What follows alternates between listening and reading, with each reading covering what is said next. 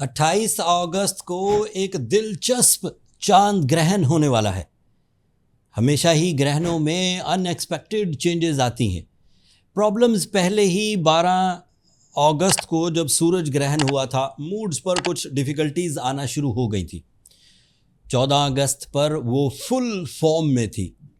अब जब 28 अगस्त को नया चांद ग्रहण होगा, उसके खित्ते पर, मुल्क पर, हुकूमतों पर, इंडिविजुअल्स पर, हर स्टार्स की नेचर पर डिफरेंट असर होंगे। किस वक्त होगा, विजिबल होगा कि नहीं होगा, क्या नई चेंजेस एक्सपेक्टेड हैं, मैं कोशिश करूंगा बुलेट पॉइंट्स में हर ही तरह की इंफॉर्मेशन आप तक पहुंचा दूं। इसको इग्नोर नहीं किया जा सकता। ये ग्रहण इम्पॉर्टेंट टाइम पर आया है जब प्लानिटरी एक्शन ह्यूमन लाइव्स में रिफॉर्म्स कर रही है। सभी लोग अपने अंदर तब्दीलियां महसूस करेंगे, बट बड़ी तब्दीली हुकूमती सतह पर एक्सपेक्टेड है। प्रॉब्लम्स का, या इसे कह सकें नई रिफॉर्म्स का आगाज़ तो ऑलरेडी हो चुका हुआ है अगस्त के दूसरे हफ्ते से, बट उसमें अब मेजर रोल अदा करेगा ये चांद ग्रहण। अगस्त के महीने में 2 ग्रहण होना, अगस्त अकेला ही जब तब्दीलियों का महीना था, उसमें 2 ग्रहण हो जाना और ज़्यादा तब्दीलियाँ। So most probably the prediction is about the reform in the political side. In your seedings, जो आप अपनी ज़ात के लिए नए बीज बोना चाहते हैं, वो भी नई तरस इख्तियार करेंगे। ऐसी तब्दीलियां एक्सपेक्टेड हैं जिसमें रियलाइजेशंस मुतवक्के हैं। आप चीज़ों को समझकर डिसीजन लेंगे। आप हुकूमत में हैं तो, अगर आप इंडिविजुअल बिजनेसमैन हैं तो, अगर आप रिलेशनशिप्स में हैं तो रियलाइजेशंस तो होंगी।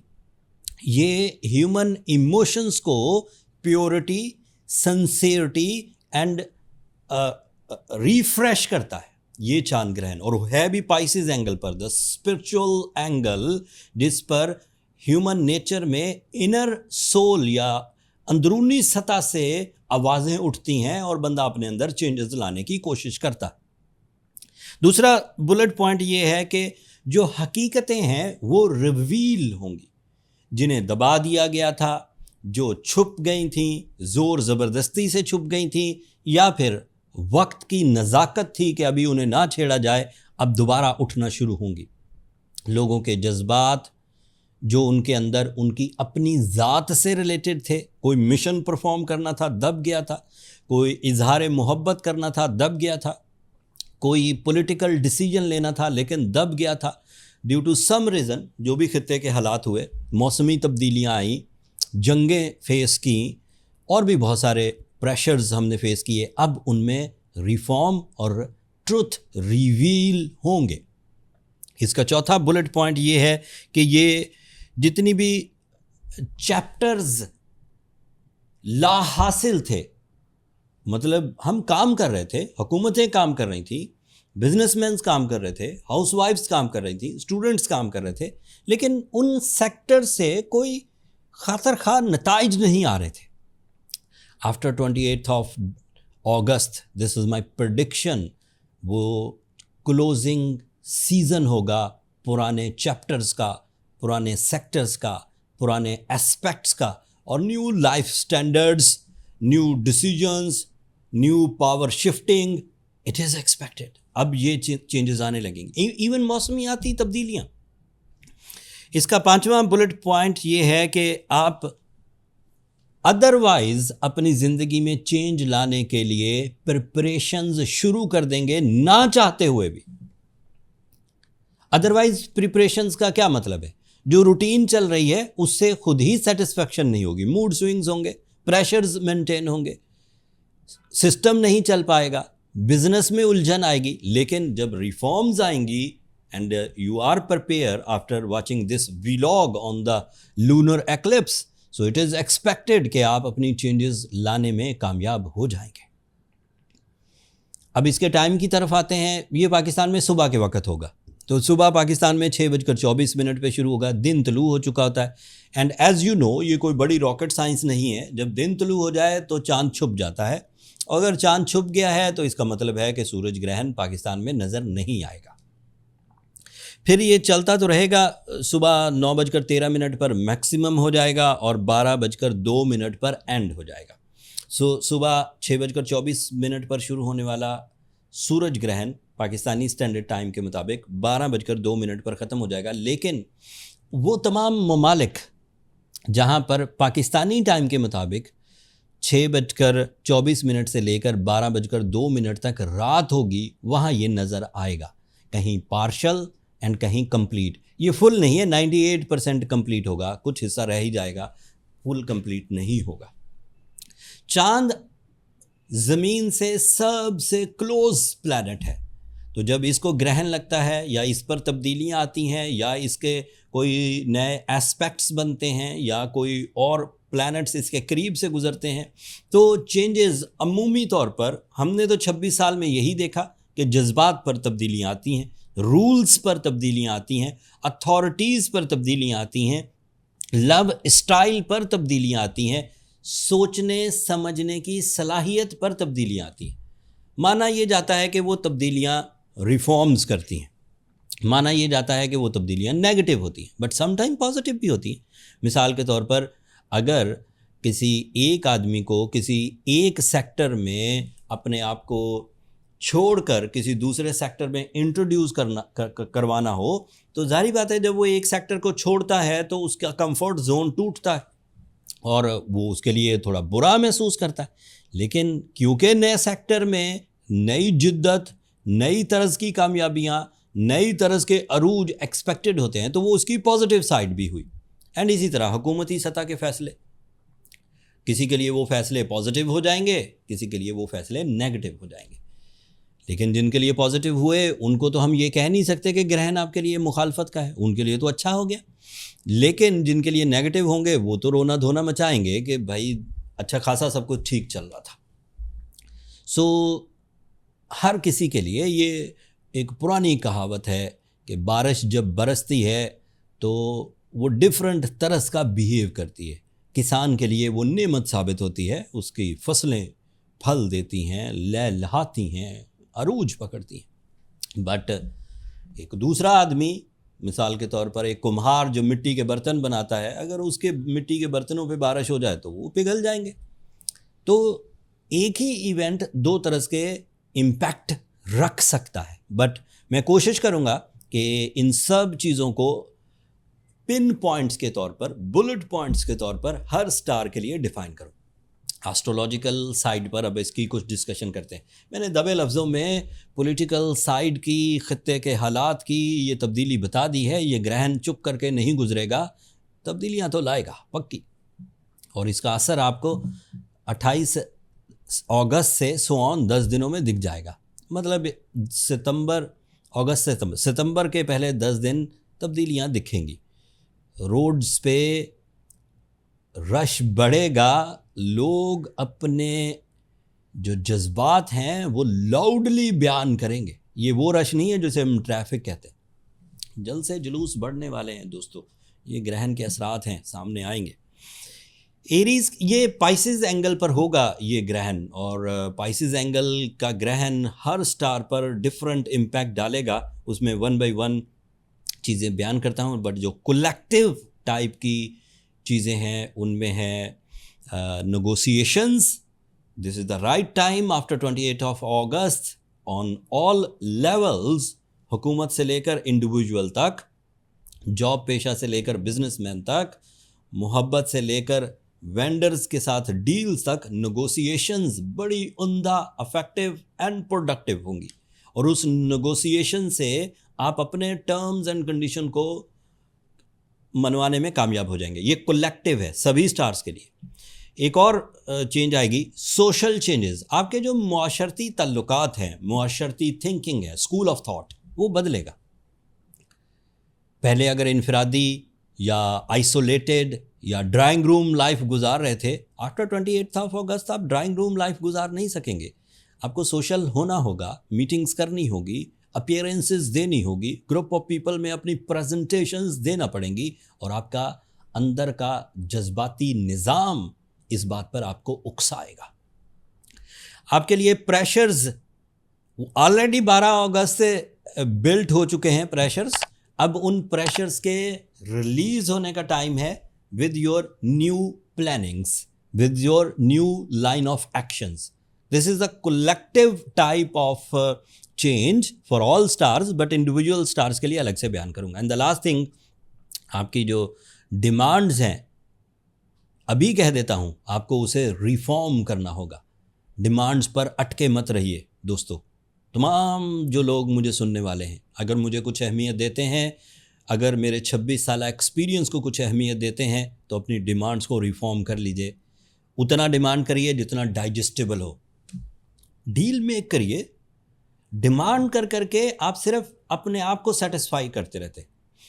डिमांड्स में रिफॉर्म्स लाकर, थोड़ा थोड़ा कम करके, थोड़ा बैक फुट पे जाकर, थोड़ा चेंज लाकर आप डील्स को फाइनल कर सकते हैं। डील फाइनल होने का मतलब है टारगेट्स को हिट करना। अदरवाइज आप अपने दिल में सिर्फ ये जानकर बैठे रहते हैं मैं ठीक हूँ।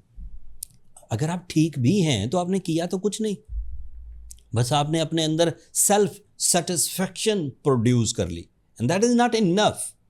Self satisfaction converts into reward that give the big satisfaction. तवक्कुआत भी पूरी हो गई, ज़रूरतें भी पूरी हो गई, ख्वाहिशें भी पूरी हो गई, अगर आप अपनी डिमांड्स में रिफॉर्म्स लाएंगे। ये 4 पॉइंट कलेक्टिव थे। उसमें से पहला था नेगोशिएशन, दूसरा था सोशल सर्कल में इजाफा, ये सोशल अपीयरेंसेस, तीसरा था सिस्टम में जो प्रेशर्स आए हुए हैं उन प्रेशर्स को रिमूव करने का टाइम आ चुका, एंड डिमांड्स में रिफॉर्म्स चाहिए। अब आते हैं कि इसके इम्पैक्ट 12 ज़ोडिएक साइन पर क्या रहेंगे। पहला ज़ोडिएक साइन एरीज, इनके 12th एंगल पर आएगा, लीस्ट रिस्क पर हैं Aries. 12th sign, 12th angle is a angle जहाँ पर सिर्फ इमोशनल डिस्पर्सनेस, इमोशनल चेंजेस या इमोशनल रिफॉर्म्स आएंगी, रीसेट होंगी। रीसेट होने में जो आपकी स्लीप कंडीशन थी, सोने जागने का क्लॉक, वो ठीक होगा। एंड नेगेटिव साइड ये है कि सोचेंगे बहुत, मतलब सोचों से जान नहीं छुड़ा पाएंगे। स्पिरिचुअल साइड इंक्रीज़ करेगी, बिलीव्स इंक्रीज़ करेंगे, रूल्स प्योर हो जाएंगे, क्लियर हो जाएंगे, एंड फॉलो के लिए रेडी हो जाएंगे आप। मतलब अब आप शक्कू को शुबहात में नहीं रहेंगे कि मुझे इस रूल को फॉलो करना चाहिए या नहीं करना चाहिए। After 28th of August you will be clear in your mind, करना क्या है, छोड़ना क्या है। एंड ये क्लैरिटी बहुत मुफीद होती है ह्यूमन इत्मीनान के लिए, रिलैक्सेशन के लिए। अगर दिमाग में उलझन चलती रहे, वो मामला हल नहीं हुआ, वो रिश्ता हल नहीं हुआ, वो डील हल नहीं हुई, वो ट्रैवल, वो डॉक्यूमेंट, तो परेशान रहता है बंदा। जब सोल्यूशन मिल जाते हैं, क्लैरिटी हो जाती है, तो सुकून आ जाता है। And the next thing is physical patterns, psychological patterns को जन्म देंगे। जिस्मानी तंदुरुस्ती साइकोलॉजिकल तंदुरुस्ती की वजह भी बनेगी। This is for Aries. And the last thing is चीज़ें एंड अप होंगी। एंड अप होने का मतलब है नुकसानदेह चीज़ें एंड अप होंगी। आपको लगेगा कुछ बुरा हो गया, क्योंकि चलता चलता काम रुक जाएगा। जो खामखा का काम था, जो आपकी खामखा की मसरूफियत थी, दे कुछ नहीं रही थी, लेकिन जब वो एंड अप होगी तो लगेगा कि कुछ चीज़ रुक गई है, ये रुकना नहीं चाहिए थी। बंदे के दिल लग जाते हैं ना काफ़ी दिनों तक एक ही तरह की रूटीन परफॉर्म करते। फ़ायदे जो नुकसान को तो लोग कम ही देख रहे होते हैं, बस रूटीन परफॉर्मेंसेज होनी चाहिए। तो रूटीन परफॉर्मेंसेज का एंड अप होने वाला है। सिर्फ वही चीज़ें रह जाएंगी जो हकीकी हैं, जो हकीकी नहीं है वो हट जाएंगी। The next star is Taurians. Taurians के लिए ये 11th एंगल पर होगा। तो 2 तरह के फ़ायदे होंगे।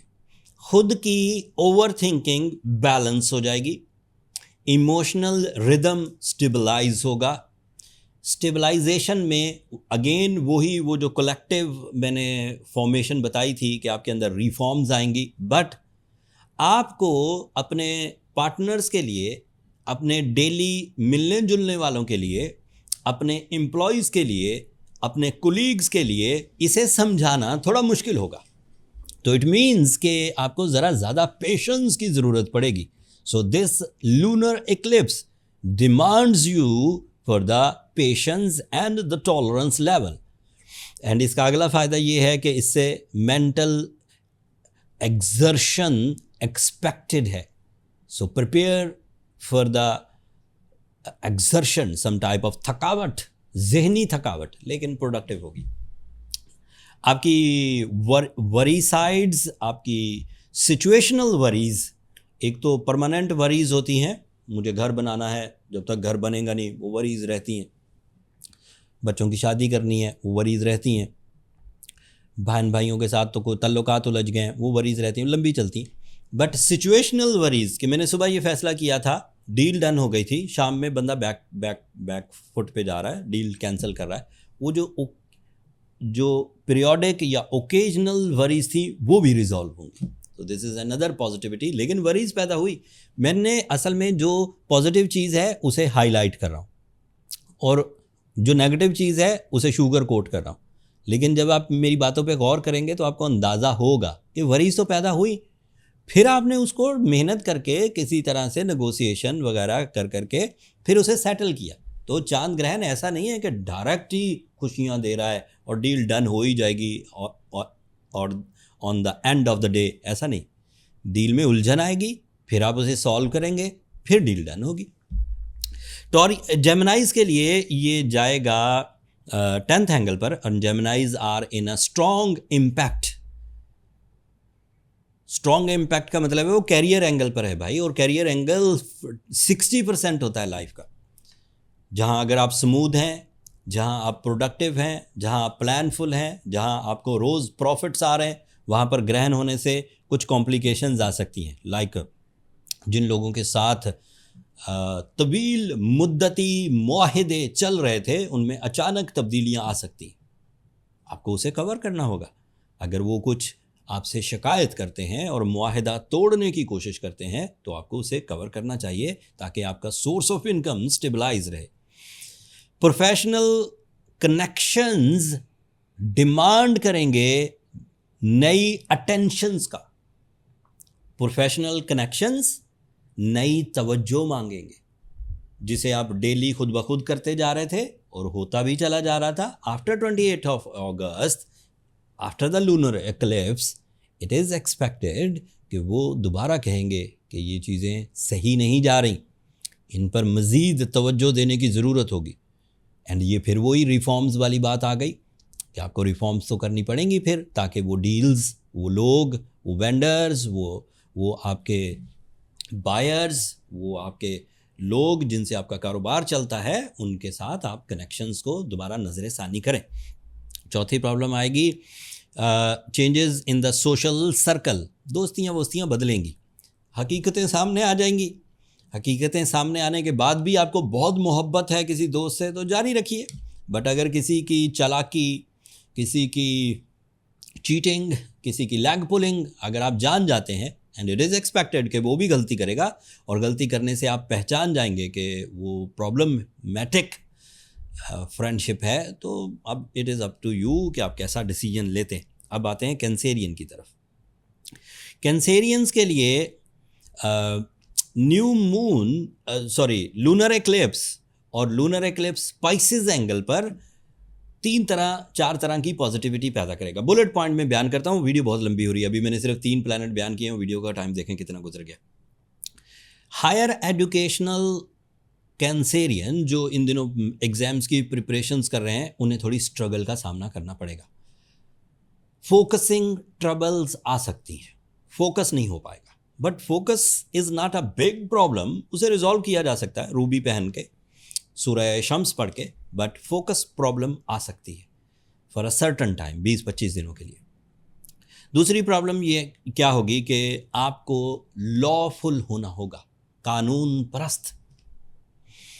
अगर आप एक बहुत ही स्ट्रॉन्ग कैंसेरियन है, अथॉरिटी आपके पास है, फैमिली के लीडर हैं, किसी कंपनी के लीडर हैं, दोस्तों में भी आपकी धाक है, आपकी बात को ही हरफे आखिर समझा जाता है, बाकी लोग आपकी बातों को मानते हैं, तो भी आपके खिलाफ साजिश हो सकती है। दोस्त मानेंगे आपके मुंह पे, आपके सामने, but behind the screen leg pull कर सकते, फ़ायदे उठा सकते। सो बी केयरफुल एंड इसके लिए आपको अपने अंदर चेंजेस लानी होंगी, लॉफुल होना होगा। पब्लिशिंग साइड इस वक्त बहुत कुछ बड़ा फ़ायदा नहीं देगी, तो social media strategies, sales strategies या ये जो पब्लिकेशन पर बजट आप लोगों ने मुख्तस किया होता है कि हम हर महीने इतने बजट से अपनी मशहूरी करेंगे, अपने प्रोडक्ट की, अपनी सर्विसेज की, तो इस वक्त इतनी कारगर साबित नहीं होगी। अगर थोड़े दिन रुक लिया जाए तो ज़्यादा अच्छा है। आपकी जो फ़लसफ़ा जो दिमाग में आपके फ़लसफ़ा उभरता है, उससे लोग डिसएग्री करेंगे। आप किसी भी बात पर ओपिनियन दें, मोहब्बत पर ओपिनियन दें, सियासत पर ओपिनियन दें, हर बंदे का अपना ओपिनियन होता है, स्कूल ऑफ थॉट। आप मोहब्बत पर ओपिनियन देंगे, जिन लोगों के सामने दे रहे होंगे वो उसे कबूल नहीं करेंगे। आप सियासत पर ओपिनियन देंगे, कोलिजन आएगा। आप किसी और बामकसद टाइप का अपना ज़ाती opinion for the business, for the deal, for the property, for the love, for the travelling, किसी तरह का ओपिनियन देंगे, कोलिजन आएगा, लोग कबूल नहीं करेंगे। एंड द लास्ट, आपकी जो इमिग्रेशन मैटर्स, अगर कोई बंदा, कोई कैंसेरियन, कोई मेल, कोई फीमेल इस वक्त ट्रैवलिंग प्रिपरेशंस कर रहे हैं, जिसमें डॉक्यूमेंट्स इकट्ठे करने होते हैं, इंटरव्यूज़ देने होते हैं, अप्रूवल्स चाहिए होती हैं, ये लेट हो जाएंगे थोड़े दिनों के लिए। 20 days approximately, not too much, but फिर भी वो रूबी और सुरेशम से कवर हो जाएगा। ल्यूज़ के लिए ये 8th एंगल पर होगा, एंड ल्यूज़ के लिए डाउट्स बढ़ेंगे, शक में मुब्तला रहेंगे ल्यूज़, जबकि चीज़ें क्लियरली सामने हो रही होंगी। शक कब पैदा होता है?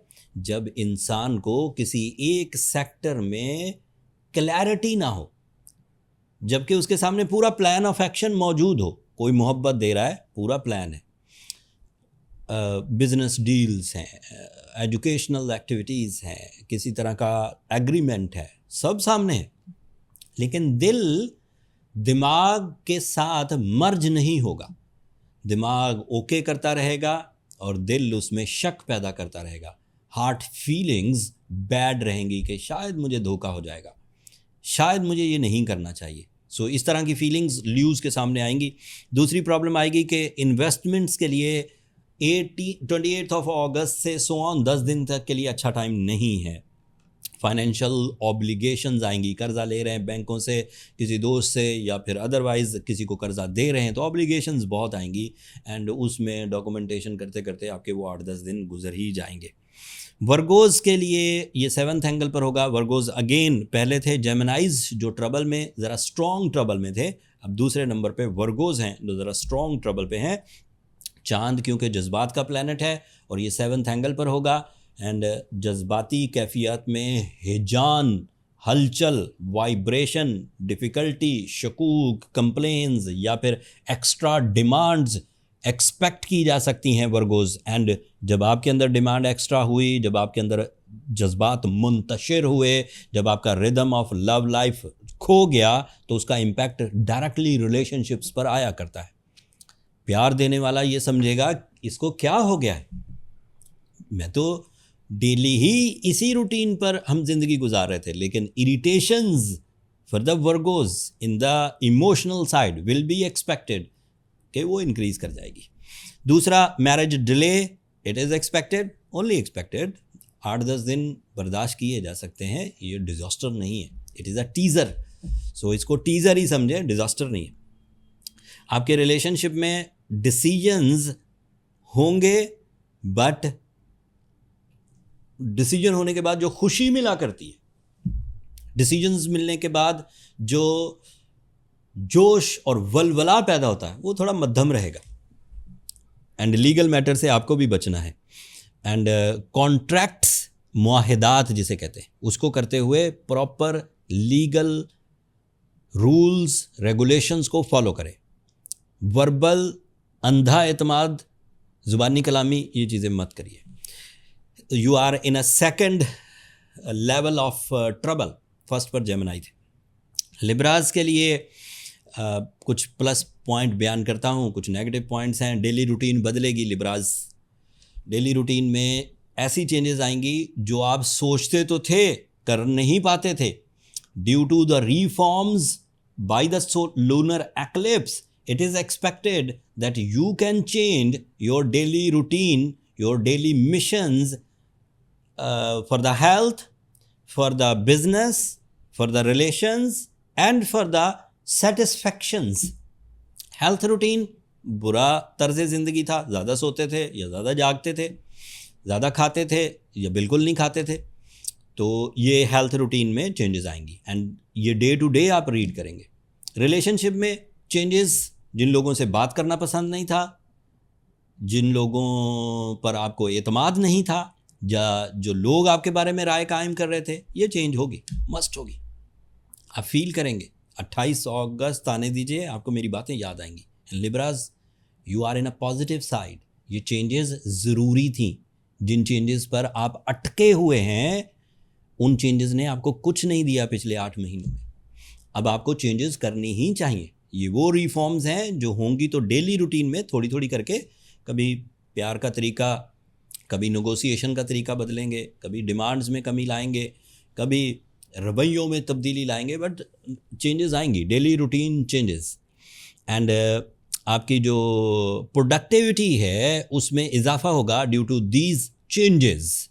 इब्तदाई दिनों में कुछ पेन होगी, चेंज को एक्सेप्ट करने के लिए जो बेसिक पेन सामने आती हैं, बट आप वो पेन्स बहुत इजीली टॉलरेट कर जाएंगे एंड फिर वो चीज़ें आपको, वो प्लान्स आपको फ़ायदा देंगे. एंड लास्ट, आपकी वर्क प्लेस बदलने वाली है.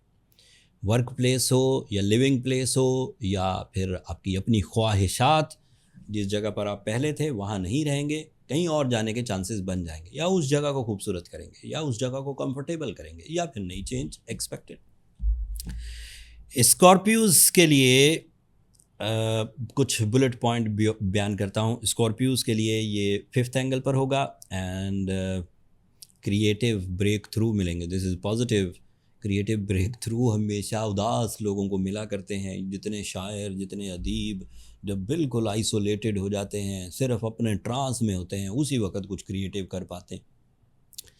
तो जो इस तरह की क्रिएटिव फैशन डिज़ाइनर्स हों या कुछ भी, आइडियाज़ बहुत आएंगे.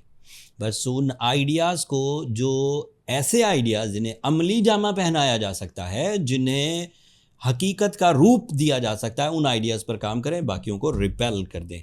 आपकी जो रीडिंग्स हैं या आपके जो एक्सपीरियंसेस हैं, रीडिंग मतलब बुक रीडिंग नहीं, हालात को जो रीड करते हैं, जैसे लोगों के रवैये को रीड कर लिया, जैसे किसी के बिहेवियर को, जैसे औलाद क्या कर रही है, जैसे एम्प्लॉयज़ क्या कर रहे हैं, जैसे हुकूमत क्या कर रही है, जैसे एनवायरमेंटल चेंजेस क्या आ रही हैं, उस तरह की रीडिंग वो आपको फ़ायदा देगी. तवज्जो दीजिए, इर्द गिर्द होने वाली तब्दीलियों पर तवज्जो दीजिए, आपको फ़ायदा होगा.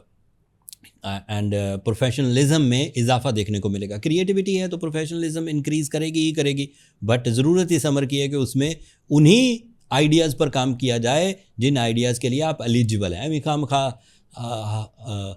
हत्तुल इम्कान जाने की कोशिश मत करिए. जो इजी हैं पहले वो ले लीजिए, ये फेज़ छोटा है, लंबा नहीं चलेगा. सजिटेरियंस तीसरा वो प्लैनेट है जिसके लिए थोड़ी ट्रबल बढ़ सकती है एक्सपेक्टेडली, बट स्ट्रॉन्ग से. एक अजीब बात बयान करता हूँ, the base of my experiences. Sagittarian, क्योंकि मैंने आपकी वीकनेसेस बयान करनी है, इसलिए आपकी हौसला अफजाई के लिए ये बात बोलने लगा. जो तो वीक आदमी हो, चाहे वो सजिटेरियस हो, पाइसेस हो, ल्यू हो, एरीज हो, जेमिनी हो, कोई भी हो, वीक है तो वीक है भाई. वो उसको तो खाना गिरा लेगा, उसे एक गलत बर्गर गिरा लेगा, उसे ज़रा सी ठंडी हवा गिरा लेगी, उसे ज़रा सी गर्मियाँ गिरा लेंगी, उसे ज़रा सी झगड़ा गिरा लेगा, उसे ज़रा सी नाकामी गिरा लेगी. है जो वीक. अब वीक के लिए क्या टारगेट्स होते हैं? वीक के लिए तो बस अपनी ज़िंदगी गुजारना ही एक टारगेट होता है. असल ये बातें उन लोगों के लिए होती हैं जिन लोगों ने हलचल मचानी है. और हलचल मचाने वाले सजिटेरियंस के लिए, अगर ये जो पॉइंट मैं इस वक्त बयान कर भी रहा हूँ, इन पॉइंट्स में भी आपके पास इतनी स्ट्रेंथ बाय अदर प्लैनेट्स मौजूद है कि आप इस होल सिचुएशन को इजीली कवर कर जाएं.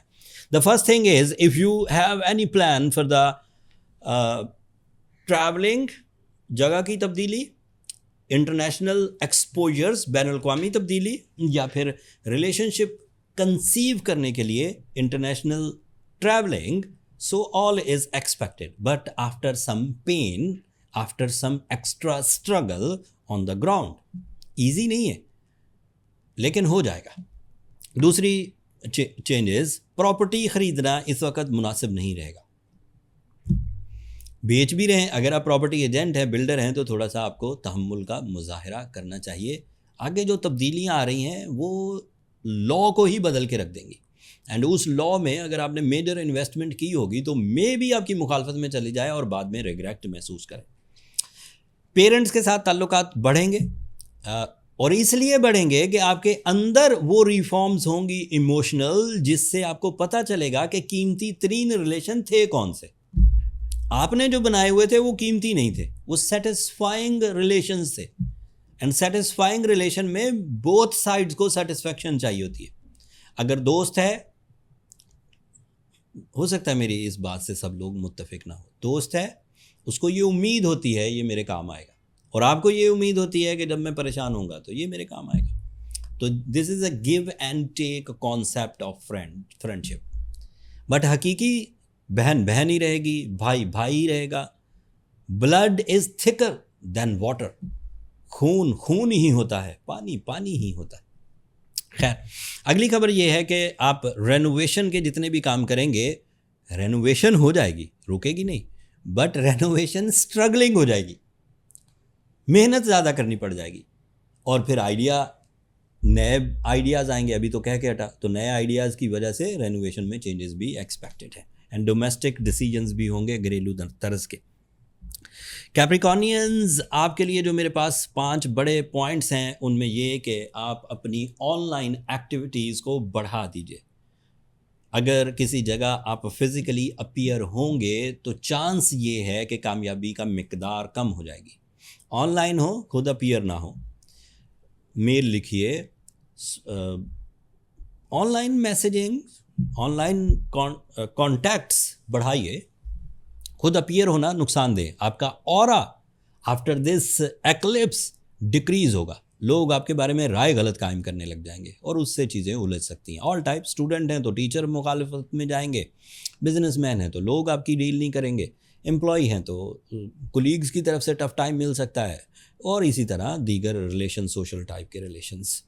एंड आपकी जो पेपर वर्किंग स्किल्स हैं वो बढ़ जाएंगी. ये कंसंट्रेशन की वजह से होती है. जब आप तन्हा हैं, जब आप फ्री हैं, तो आप अपने सारे एजेंडाज को कन्वर्ट कर सकते हैं, डील्स को, आइडियाज़ को एंड रूल्स को on the paper. On the paper conversion से 50% सोल्यूशंस हो जाती हैं. ये मोटिवेशनल स्पीकर कहते हैं, और इसको मैंने भी किसी हद तक आजमाया है. जब आप बहुत सोचते रहते हैं, सोचते जा रहे हैं और कोई एंड पॉइंट नहीं आ रहा, आप पेपर पे लिखना शुरू करें, आपको बामुश्किल 6 या 7 पॉइंट मिलेंगे कि जो मेरी परेशानी के. फिर उन 6-7 पॉइंट को आप दोबारा लिखें तो 4 रह जाते हैं. उसमें फिर भी 1-2 कम हो जाते हैं कि भाई ये तो कोई ख़ास पॉइंट नहीं है. एंड आप यकीन करें, 2-1 घंटे के बाद आप उसे दोबारा लिखें, दोबारा सोचें तो सोल्यूशंस ही मिल जाते हैं. So Capricornians, you are not in a big worries, but जो चीज़ें हैं वो मैंने बुलेट पॉइंट के तौर पर बयान कर दी. एक्वेरियंस की बात करते हैं. एक्वेरियंस के लिए सैलरी चेंजेस, पॉजिटिव भी नेगेटिव भी.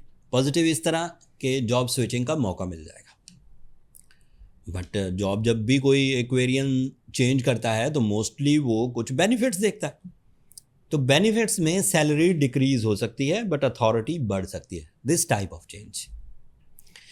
दूसरी, आप अपनी फील्ड के आइकॉनिक पर्सनैलिटी बनने की तरफ जाएंगे, लोग तवज्जो देंगे. अब ये तो पॉजिटिव हो गई, तो ग्रहण तो नेगेटिव होता है. नेगेटिविटी क्या है? When you become the iconic personality for your field, for your services, your work and your busy schedule will be enhanced. So that means बहुत मसरूफियत then iconic personality. नेगेटिव खबर ये थी. अगली खबर क्या है कि आपकी जो business renovations, business changes, business background changes, business strategies changes, ये आएंगी. अमूमी तौर पर हमने देखा है कि जब ये प्रेडिक्शन बनने के सिम्टम्स आते हैं बिजनेस रेनोवेशन के, तो इसमें जगह तब्दील होना, स्टेटस तब्दील होना या एक्सपोजर तब्दील होना, लोकल से इंटरनेशनल, छोटी कंपनी से बड़ी कंपनी, इस तरह के चेंजेस आते हैं। ये बिजनेस रेनोवेशन का मतलब ये है कि लोअर लेयर से upper layer of business. Financial problems आएंगी, अखराजात को कंट्रोल करके चलिएगा। एक वेरिएंस आप खुद अपनी ज़ात पे खर्च करें ना करें, फैमिली पे करना पड़ जाएगा, बिजनेस पे करना पड़ जाएगा। छोटे छोटे नुकसानात जो कि डेली एजेंडा में, कोई गाड़ी ख़राब हो गई, कोई और लॉस हो गया, this is expected after this 28th of August lunar eclipse. And the last Pisces, the maximum problem for the Piscean, because the lunar eclipse occur in the first angle for the Pisceans. Pisceans बेचारे पहले ही emotional, sensitive, loving, caring, ऊपर से चांद loving, caring, emotional, और उसको ग्रहण, कुछ problem तो आएंगी। और वो जो कुछ प्रॉब्लम्स हैं उन्हें या तो बर्दाश्त करें या तो काउंटर करें। काउंटर करना है तो ब्लू सफ़ार पहनिए, सूर्य शम्स पढ़िए। बर्दाश्त करना है, हिम्मत है तो बर्दाश्त कर लीजिए, सवाब नहीं मिलेगा। मौसमी तब्दीलियों को बर्दाश्त करने का कोई सवाब नहीं। आप धूप में जाके खड़े हो जाएं, सवाब नहीं मिलेगा। एक और बात, पाइसियंस के लिए दिन बहुत अच्छे चल रहे हैं। सैटर्न रेट्रोग्रेड है, जुपिटर बहुत अच्छी पोजीशन पर है। अभी जब मैं वीकली वीडियो बयान करूंगा उसमें मरकरी भी बहुत अच्छी पोजीशन पर आ जाएगा। तो होंगे तो इतने कि रिकवर कर सकते हैं चीज़ों को। लेकिन ग्रहण को डिफाइन कर रहा हूं तो उन पॉइंट्स को तो डिस्कस करूंगा जो ग्रहण में एक्सपेक्टेड है। The first point is identity, वजह शोहरत तब्दील होने के चांसेस। अब ये तो पॉजिटिव खबर हो गई भाई कि आइडेंटिटी चेंज होगी, बट नेगेटिव क्या है? वजह शोहरत नेगेटिव भी हो सकती है। चेंज होने का मतलब ये है कि किसी एक फील्ड की महारत थी, फिर उसमें किसी दूसरी फील्ड का आगाज़ किया और उस फील्ड में भी झंडे गाड़ दिए। So these are two expectation, या तो नेगेटिव शोहरत या तो डिफरेंट तरह की शोहरत। द सेकेंड थिंग इज आपकी पर्सनैलिटी चेंजेस एक्सपेक्टेड है। You become the centre of attraction after 26th of July, जब सैटर्न रेट्रोग्रेड हुआ था। तो अब ग्रहण सूरज का भी होके हटा, अब 28 को चांद ग्रहण होगा। तो जो सेंटर ऑफ अट्रैक्शन है उसमें कुछ कमी होगी। सिर्फ आपको बताने की ये कोशिश कर रहा हूँ कि बहुत ज़्यादा लोगों की तवज्जो डिमांड ना करें। अगर आप मशहूर भी हैं, अगर आप सेलिब्रिटी भी हैं, अगर आप एक आइकॉनिक पर्सनालिटी हैं, तब भी तवज्जो एक्सपेक्ट ना करें। थोड़े भी लोग तवज्जो दे रहे हैं तो दीजिए, ये छोटा टाइम है, थोड़े दिनों में गुजर जाएगा। And again you are boomy and blasty, but at the moment be careful. अपने दिल में मलाल मत लाइएगा कि मेरा ग्राफ गिर रहा है, गिरेगा नहीं।